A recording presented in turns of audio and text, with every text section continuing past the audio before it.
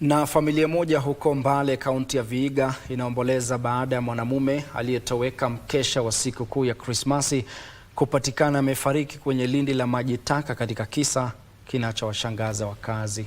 Jane Kasigane ambaye ni mamaye marehemu alisema kwamba mwanaye mwenye umri wa miaka 43 Humphrey Mbalaga alitoweka muda mfupi baada ya kuwasili nyumbani. Licha ya juhudi ya kumtafuta, familia hiyo haijapokea taarifa yoyote kuhusiana na mahali aliko hadi ilipopokea taarifa hizo za kutamausha.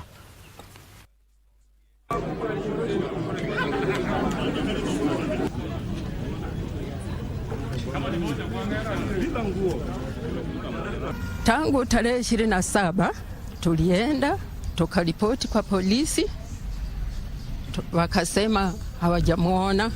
Tukarudi mahali analala, tukaangalia hapo, hakuonekana. Hata kofia alikuwa nayo hiyo tarehe 24 iko mahali analala.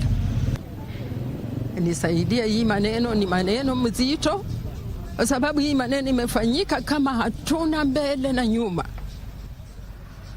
Hata nilikuwa nalia, lakini nikaambia Mungu, nifunge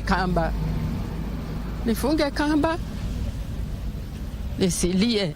Sijui ni nini imetokea kufanyika hivyo. Kama ni yenyewe imejilete ni sawa, na kama ni mwanadamu ameenda juu chini anataka kumaliza mji yangu, nimemwachia Mungu.